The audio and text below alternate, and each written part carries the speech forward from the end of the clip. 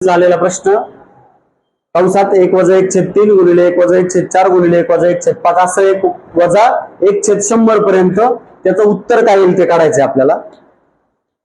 बघा आता 1 वजा 1/3 हे जर सोडवलं आपण तर अपूर्णांकात काय होईल 3 1 3 वजा 1 म्हणजे काय होईल 3 वजा 1 2/3.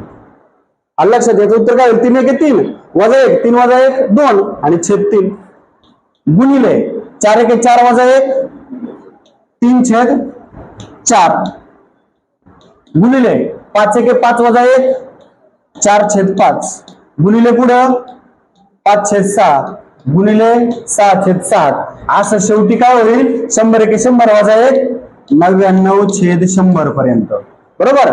मग बघा 3 1 3 3 1 3 गेला 3 ला 3 मध्ये गुणाकारात चिन्ह आहे 4 1 4 5 1 5 5 1 5 6 1 6 6 1 6 7 1 7 7 1 7 8 1 8 8 1 8 गेला 99 इथं असेल छेद अगोदरच्याला 99 1 99 99 1 99 अंशात काय शिल्लक राहिला रे 2 आणि छेदात काय शिल्लक राहील 100.